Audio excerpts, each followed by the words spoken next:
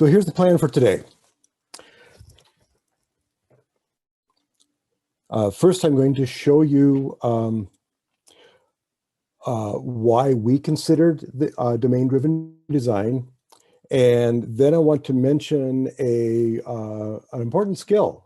That's why we're here. So there's an important skill for each of us as developers to gain.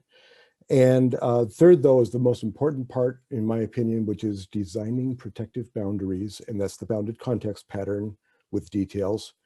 We're also going to talk about designing invariant boundaries, and what that means is these are business rules that must remain consistent throughout every stage of the life cycle. And then I got permission to run long, so we're actually doing an hour talk today, or short, or close to it. And so I'm going to actually walk through a feature, which is actually two features for random and rare failures. So that's the double feature part. Okay, make sure I can see the, yeah, in my screen share, I don't see the chat part. Okay, but I do see Slack. So I work for the USA Clay Target League. It's a nonprofit, and what we do is we facilitate trap and skeet shooting as a competitive sport, and that's for both high school and college. Back during the fall of 2019, 3 years ago, we began rethinking our code base. And the problem is that we had a collection of spreadsheets and PHP scripts and PHP applications and literally dozens of separate WordPress sites. And meanwhile, software hitting end of life.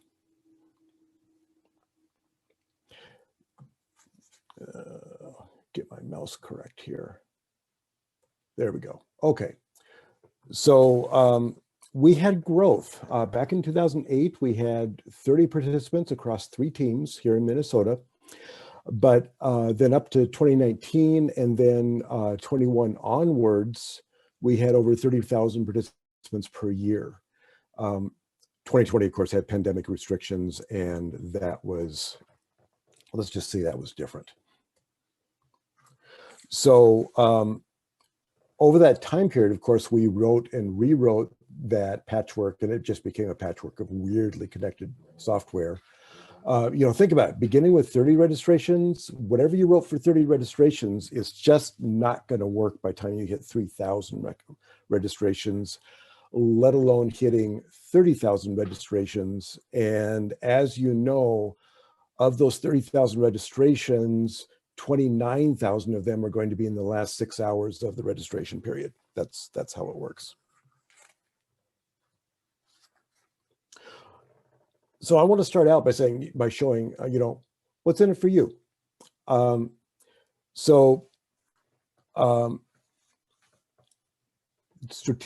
I keep saying strategic domain-driven design, and there's a reason for that. But strategic domain-driven design is about communication and collaboration. That's the strategic part. That is, it's about knowledge crunching, which is sharing information between the business experts and the technology teams. Eric Evans, who basically invented the technology, Eric Evans writes, "Good programmers will naturally start to abstract and develop a model that can do more work. But when this happens only in a technical setting without collaboration with domain experts, the concepts are naive. That shallowness of knowledge produces software that does a basic job, but lacks the deep connection to the expert's way of thinking." And so then that raises the question, are we responsible for building the domain expertise into the software itself? And the answer is yes. That is, in fact, what Evans calls the whole point of domain-driven design. Evans writes, the interaction between team members changes as all members crunch the model together. The constant refinement of the domain model forces the developers to learn the important principles of the business they are assisting, rather than to produce functions mechanically.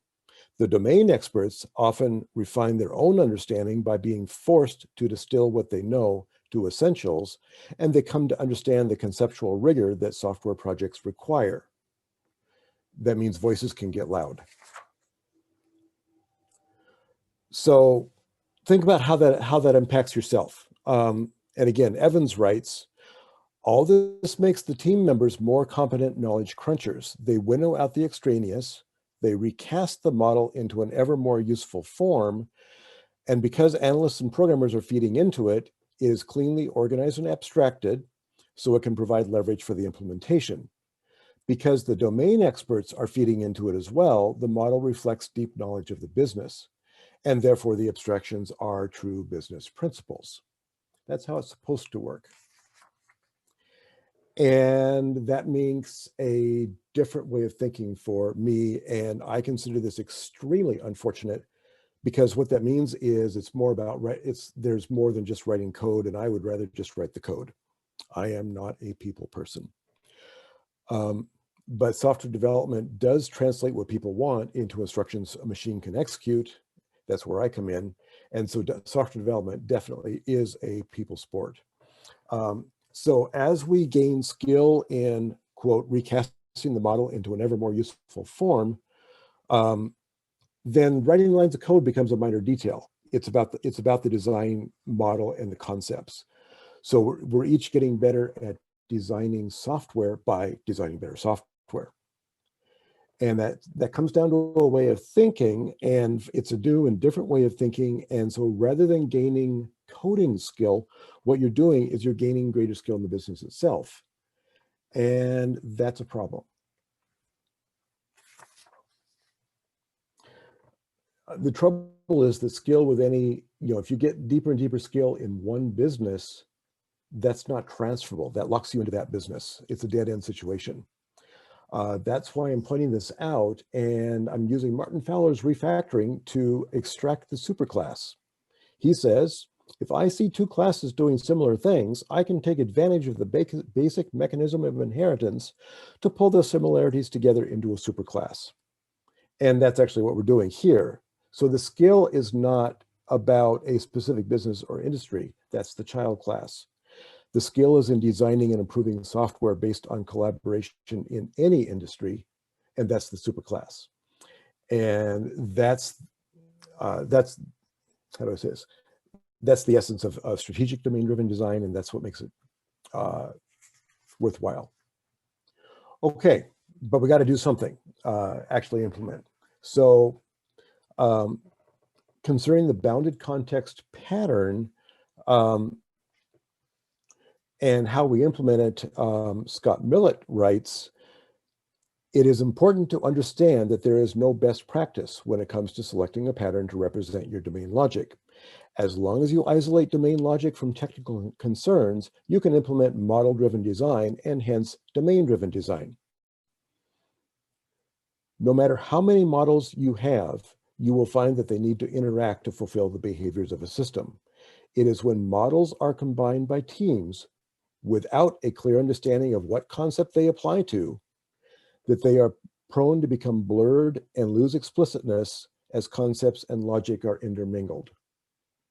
That's one form of spaghetti code. So what do we do? And this is the most important thing I've got for you today.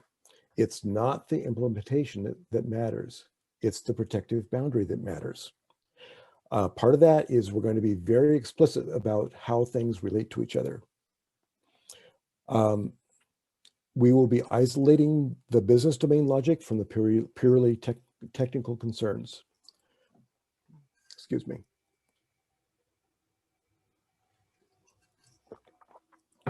For example, when I write code for registration, I need to know whether registration is open for the athletes to register.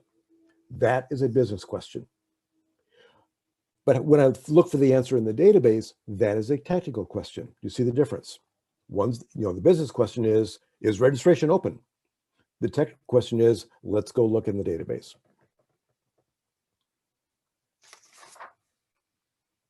So Millett continues, therefore, it is vital to protect the integrity of each model and clearly define the boundaries of their responsibilities in code. And that's what we're going to do. And by the way, domain-driven design deals with large or very large models by dividing them into different bounded contexts and being explicit about their interrelationships. And I'll talk about that.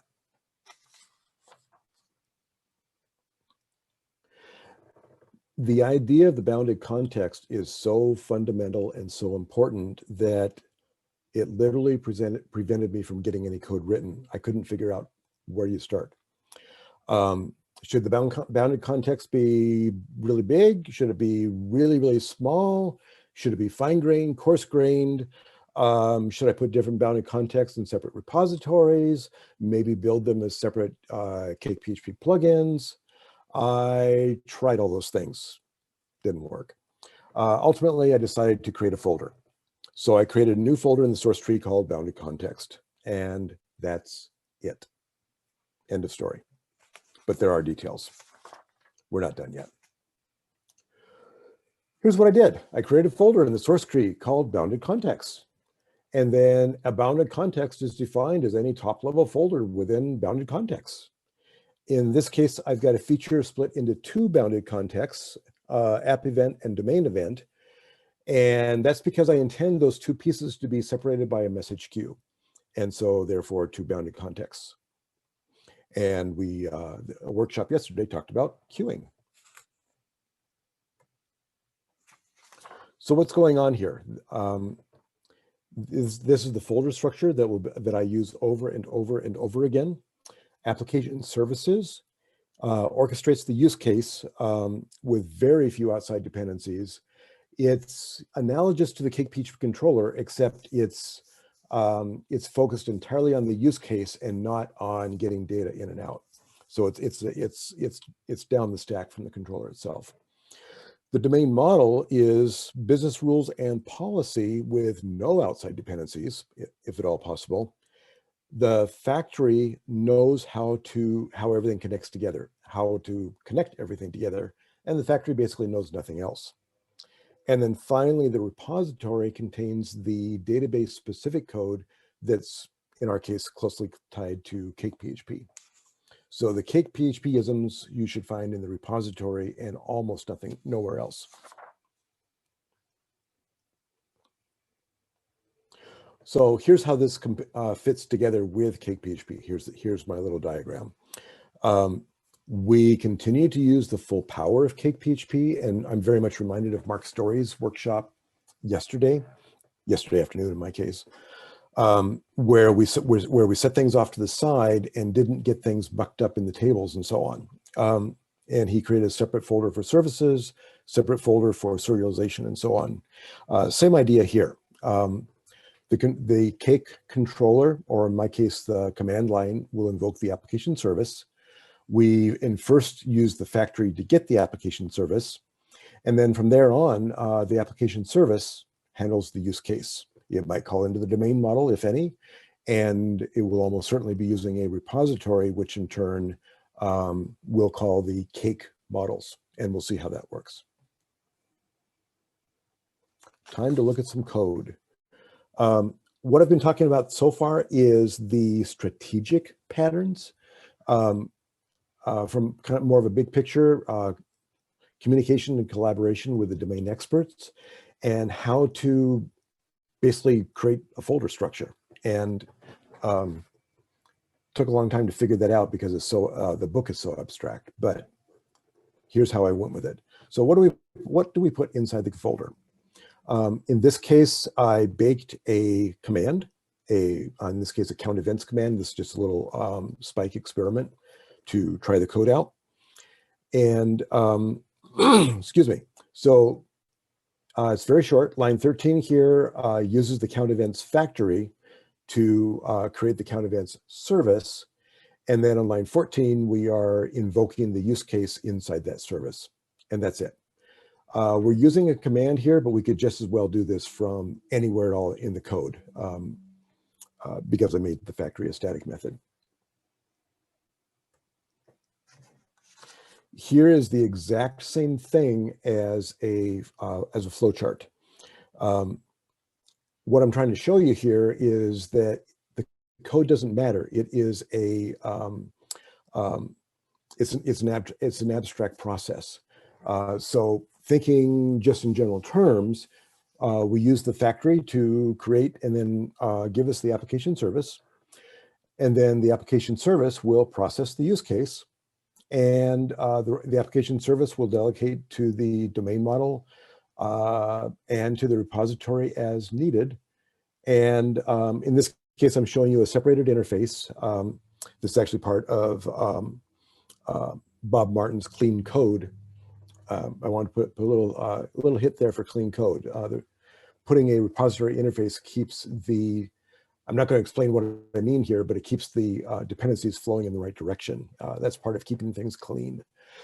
So the repository will implement the repository interface, but the interface itself resides within the domain model, which means the domain model knows about the repository by way of the interface. And the factory knows how all this fits together. Okay. Here's the factory. Line 13 and line 14. It's not real big. It can be this simple, or it can be hundreds of lines long. But for an example, of course, we're going to make it simple. So line 13, we are creating a repository. We don't know what a repository is yet, but we have one. We're creating the rCount events class object. My convention is I use R to begin names of repositories. So R is the repository for the count events function. We then, on line 14, we pass the repository into the application service and then return the construct, the application service, back to the caller.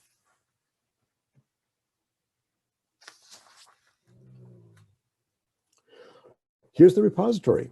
So it's the intermediate layer between the feature and the use case and the cake table models. That way, there is no need to add code to the generated table models. I know there is a bake feature coming out, which will stop trashing the table models after you've put code in them. And that's a really good idea. But meanwhile, as we are, in our case, we were in the middle of rewriting the tables.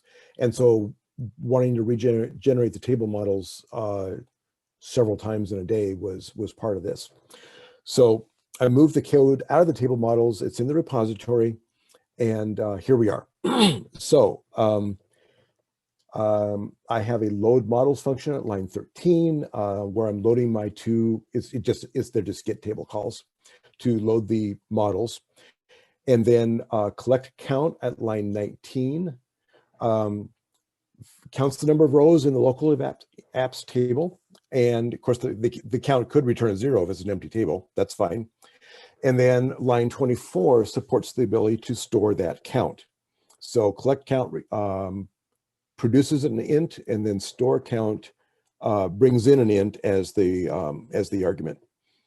And so we create a new entity and then do a save or fail on the table. Real simple.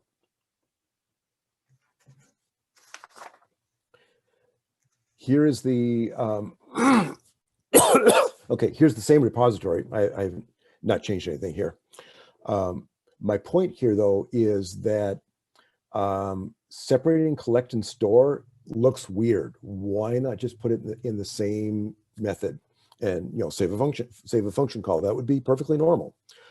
But remember, the application service is the business logic that's orchestrating the workflow. And so the point here is that the workflow is to collect the count and store the count, but the detail of how to get it in and out of the table, that's a repository consideration. And so by separating those two things out, then the application service doesn't have any database dependencies, and that makes the application service a whole lot easier to test. It also makes the repository easier to test. If you look at line 19, collect count, that's a real simple function to test, but if we combined collect count and store count, that would become a more complicated test. Here is the application service. Shouldn't be any surprises at this point. We know the factory passed the repository into the constructor, and here we save it off.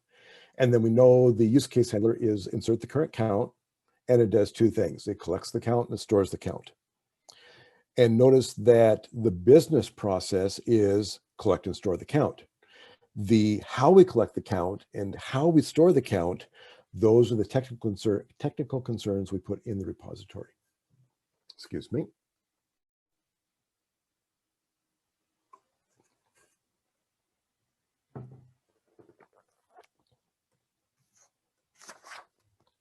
Okay, let's get back to that idea of protective boundaries. I'm showing the folder structure with the tiny class files outside it right now. So app event, I showed you, every layer here is in red, and each layer and each red square represents a boundary. So the application services contains 2 class files because that's how I split it up. Because it's a real production feature that I will be expanding. The domain model folder contains 3 interface files, and at the moment, nothing else.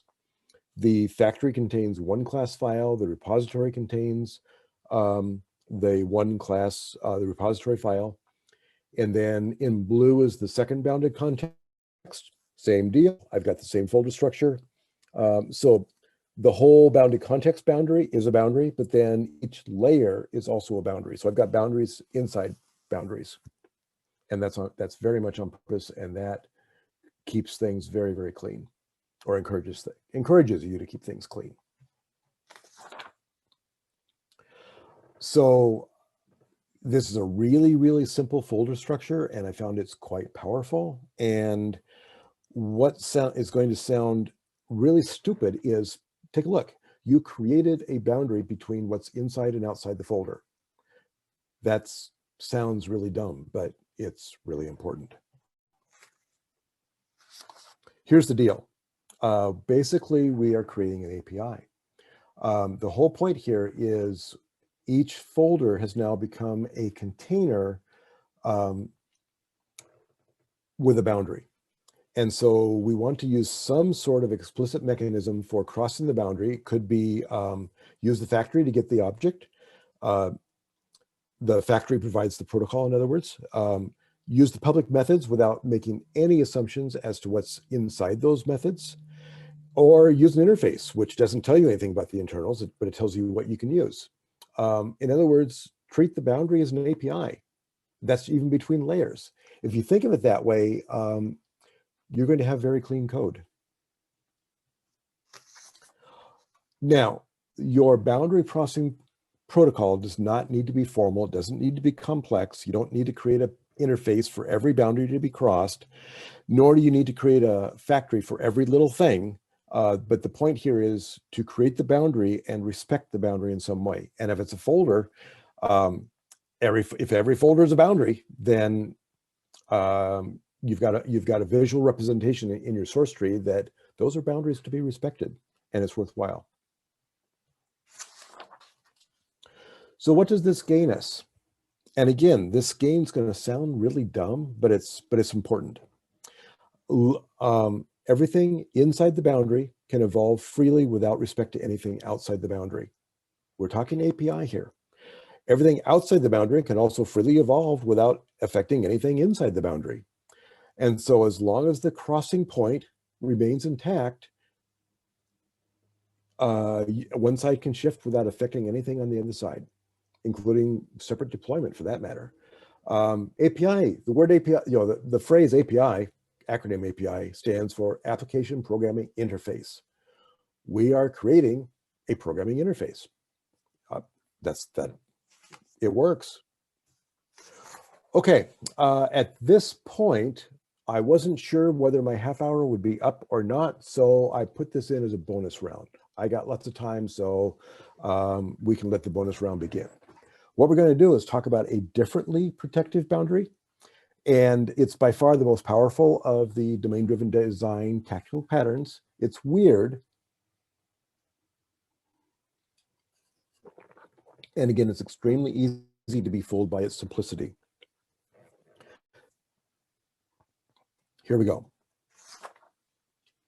The protective boundaries up to this point have been aimed at preventing any kind of blurring or intermingling or unfortunate interactions, what we would all call spaghetti code. The whole point is to prevent those sort of things. This boundary is protective, but it's more like the Three Musketeers in the sense of all for one and one for all. And this is the database transaction boundary. That's why it is brilliant that I got to follow Dave Stokes. I'm stoked. Okay, so everything succeeds together or fails together. That's the whole point of this type of boundary. And by the way, domain-driven design handles this concept as the aggregate pattern.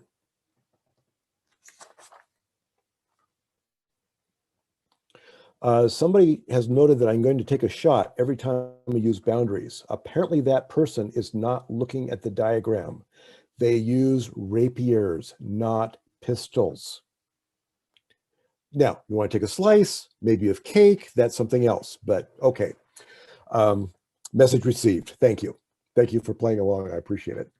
Okay, so I usually see the aggregate pattern implemented as a unit of work. That's a pattern. CakePHP calls this saving with associations. There's a section in the documentation about saving with associations. That's where Cake will save the related table rows all inside the same transaction. However, okay, I got to stop looking at the channel, I see, or stop being silly, one or the other. This is serious stuff, you can tell. This is the Three Musketeers. So, but don't confuse the unit of work with the aggregate pattern. The aggregate pattern's power comes from careful thought about your design. It comes from thinking. That's bad, but that's where it comes from. Okay, here's what Von Vernon, who wrote the DDD Red Books, has to say. There are various ways to model aggregates incorrectly. We could fall into the trap of designing for compositional convenience and make them too large. At the other end of the spectrum, we could strip all aggregates bare and as a result fail to protect true invariance. As we'll see, it's imperative that we avoid both extremes and instead pay attention to the business rules. Model true invariance in consistency boundaries. An invariant is a business rule that must always be consistent. There are different kinds of consistency. One is transactional consistency, which is considered immediate and atomic. There is also eventual consistency. When discussing invariance, we are referring to transactional consistency. Therefore, aggregates are chiefly about consistency boundaries and not driven by a desire to design object graphs. Okay, that's how not to do it. So the pattern's power manifests when designing the aggregate. It's not about tables or objects related to each other or a unit of work that needs to be persisted within the same transaction. That's unit of work. Evans defines the aggregate as aggregates mark off the scope within which invariants have to be maintained at every stage of the life cycle. A quick example, you've got an invoice in one table and you've got invoice rows for that invoice in a separate table. If you did separate row inserts and something happened, those two things could get out of sync with each other, and that's not okay. Okay, the rule is that the line items have to match the invoice and the balance has to match the sum of the line items. That's an invariant. That's the kind of thing we're talking about. So this consistency must be immediate and atomic, and we're obviously referring to transactional consistency rather than eventual consistency. So next slide, please. The aggregate's power manifests during the design phase, not the implementation phase. And by the way, you don't read this in any, this is not in any book. So this is what I'm adding here is the aggregate pattern. When you see the pattern itself, it basically implements a unit of work. But what's important here is drawing the boundaries. And so that's really at the design phase. So what do we do? Here's what I do. I ask myself two questions. What things must remain internally consistent throughout the thing's life cycle? Express that need as a business rule or business rules. The second question is what things cannot or need not be absolutely consistent with each other, but must be eventually consistent. Write that down as a business rule with a time frame. For example, awards points must be awarded within 6 hours of the qualifying purchase. Okay, that's eventual consistency, but there's a time frame of 6 hours. That is eventual consistency. So the first category, it's got to be updated together. That's the same transaction. The second category must not be updated together in the same transaction. And that's part of the aggregate pattern, is keeping those things separate.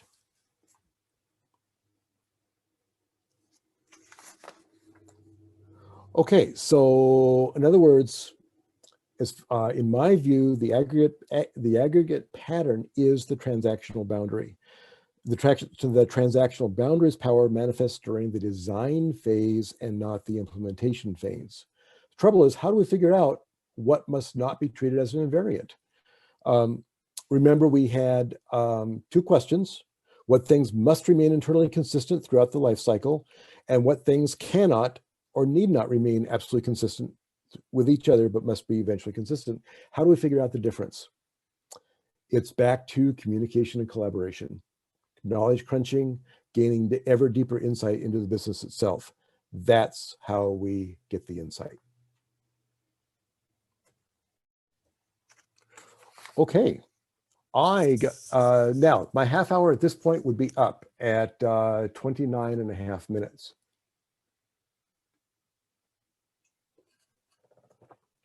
But it's a double feature. So I'm going to take 2 swallows. Let's do a concrete example. I'm going to talk about random and rare failures and the idea that we can't plan for every possible failure. Anyone who's raised teenagers knows this. So we're going to talk about something called a domain event. We're also going to talk about a developer event, something I sort of made up myself, but it's there. We're going to talk about an exception report, and then we're going to design the transactional boundary. The domain event is not in the original domain-driven design book, and so whatever Eric Evans did was he created a small book. Can you see it there? Yes, it's right there. It's a reference book. It's a real small reference book. And so he says new content. And his definition of a domain event is something happened that domain experts care about. Real simple. Okay. So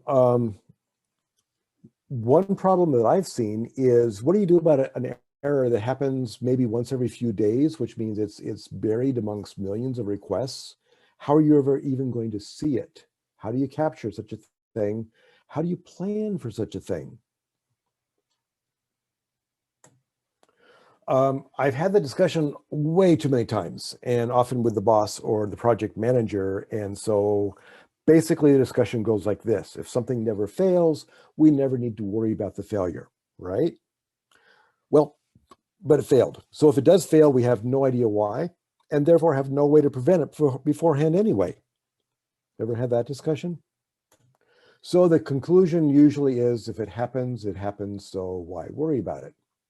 And just go code the happy path, assuming all is running correctly, and we'll be fine. No, at some point that doesn't work. It's still your fault, but it doesn't work. Okay, so we have the concept of something happened that domain experts care about. The trouble is, in this case, domain experts don't care that one specific table update failed when we just ask the user to try again anyway. That's the problem. We as developers, of course, do care. So this whole idea then leads us to designing transactional boundaries, because we've got a need here. We want to publish something that happened that experts care about, but we only want to publish it if something actually happened. In other words, if the update failed, you don't want to publish that it happened. On the other hand, if something failed, then you want to publish that something failed. In both cases, you want to publish the domain event that the experts care about if and only if the thing happened, but you want to publish the failure report if and only if it failed. So we have 2 mutually exclusive invariants that must be immediate and atomic. And I think that's pretty cool. Let's do it. I brought my little picture back. This looks really pretty on a whiteboard, by the way. You can impress project managers, the boss, by pictures on the whiteboard. Okay. And yeah, the boss might be listening, but we'll forget that part. Okay, so the idea here is we want to store the event within the same transaction as something we cared about. That's how we handle invariance. So upon transaction success, you publish the event because something did in fact happen that the experts care about. But if it failed, well, simple, don't publish the event. So if you hit the rollback, you follow the little red line at the lower right and you bypass publishing the event, call yourself done. So the event and the something either succeed together or fail together. That's the Three Musketeers approach. Is our design complete? You know, we're thinking at the design level. That's where the aggregates patterns power is. The invariant is the something and the report that something happened must be in sync with each other. We must not report something happened if it did not in fact happen. Okay, we got the invariant, we got the flowchart. Looks good. But we have two invariants. The first one was publish if it happened, and if and only if it actually happened. That design is complete, but publish something failed if and only if that something failed. We haven't done that yet, so more design is needed. We naturally push that to the next iteration, which is now. Here's the same flowchart, but I wrote it as code so I can show you a try-catch, a PHP try-catch block in here.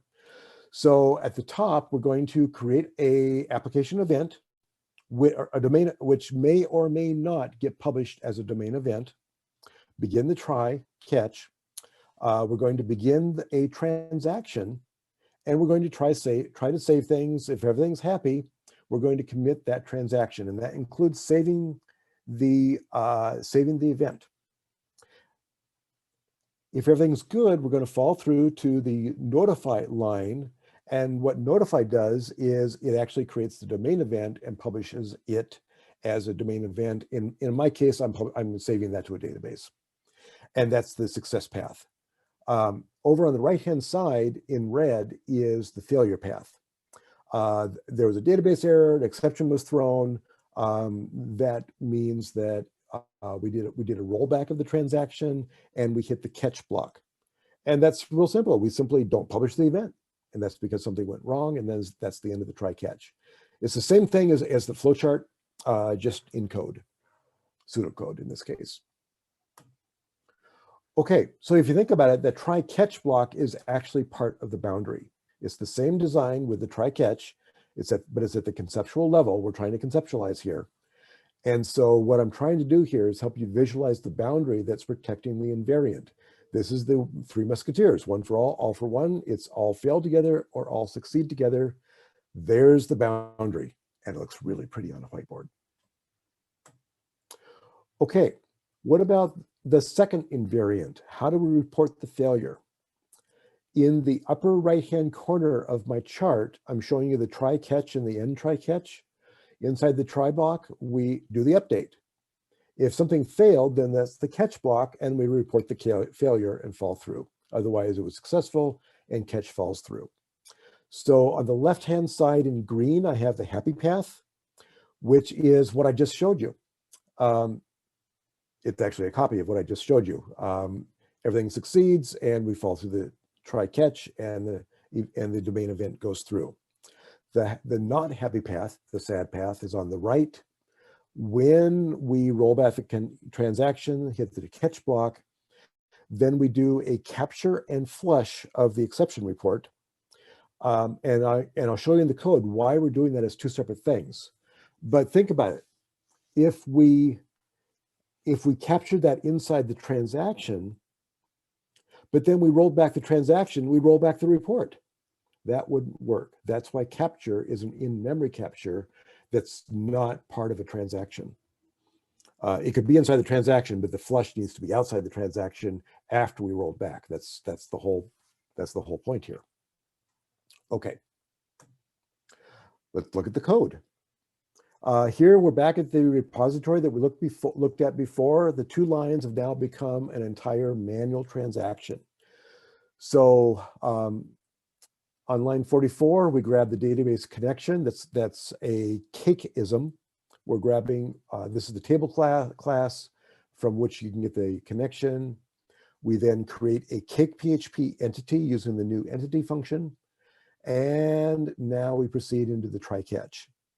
On line 51, we grab the event that's going to be the local event that may or may not get published.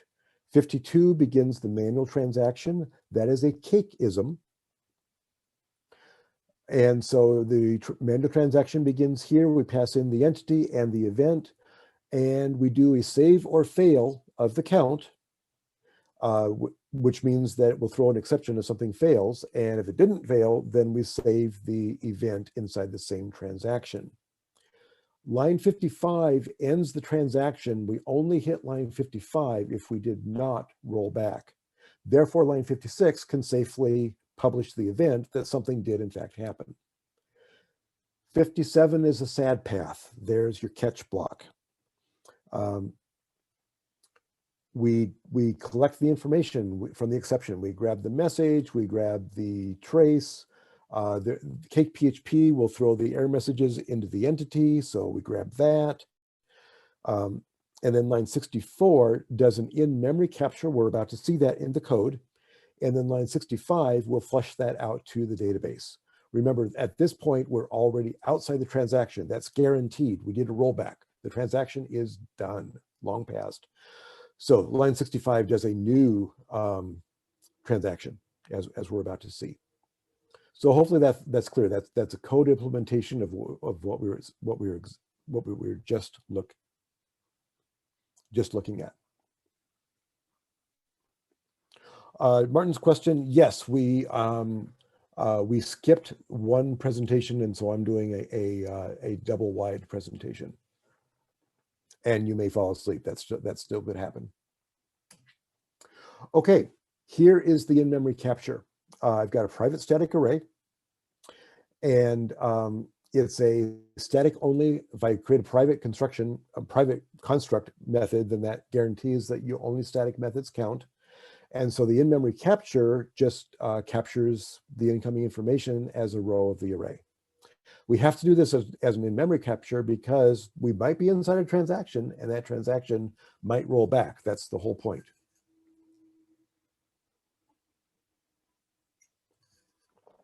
Incidentally, aggregates can be doing all their work inside a transaction, in which case they use this type of mechanism for capturing events that they want to publish upon successful finishing the transaction. So it's actually this is a general concept that you can use for aggregates. So here's how we flush it to the database. Here we're going to, this is not the repository. This is still the application service level. When we call flush, ignoring the test harness part, line 32, we create the repository, and then we pass all of the captures together. There might only be one, there could be several, and flush them out. If there weren't back on line 26, if there was nothing at this point, we simply do a return. We're not going to hit the database. But if there is something, line 33, we pass them all out into the repository, and then line 44, we reset for the next set of, for the next flush.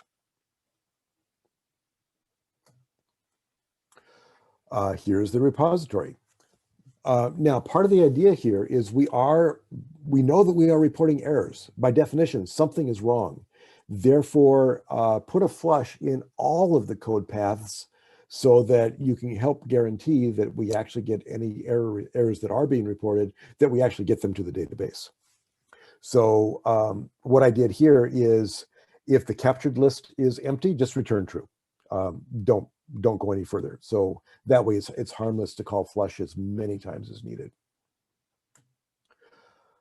Now, here's the same pattern. We grab the connection at line 27. We have a try-catch block.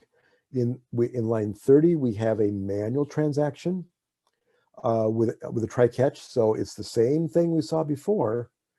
Can you catch what the invariant is? The fact that we're doing a manual transaction tells us that we are playing with the invariant pattern here. But can you tell what the invariant is? It's the for each loop.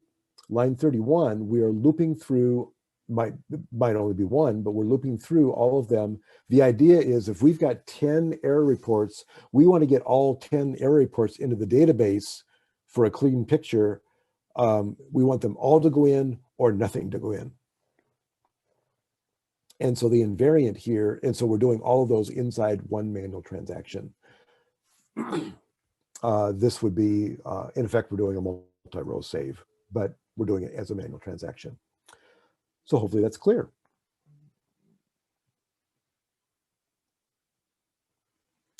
And I wound through that early. I'm going to go back and look in the Slack channel for questions in just a moment here.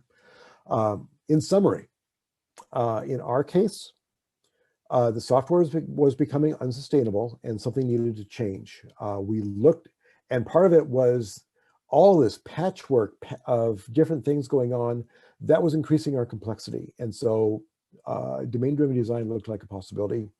And we found out that the patterns by themselves were not enough. We needed the architectural level of the protective boundaries. Our spaghetti code was, we needed a way out. And so literally this is a clean code architecture.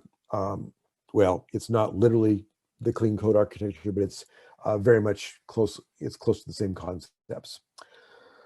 So the ability to build a deep business knowledge into a software model based on communication and collaboration, that's a marketable skill. Knowledge of our specific supporting trap teams, that's not so marketable. But the ability to drill down, to collaborate, deep knowledge, and bring things together, that's the marketable skill. The other thing we saw was the bounded context pattern does support designing the protective boundaries. And then the final is, and this is the most powerful pattern of domain-driven design, is discerning the business rules that must remain consistent through every stage of the life cycle and design those invariant boundaries. You may need to go around designing manual transactions. And you know what?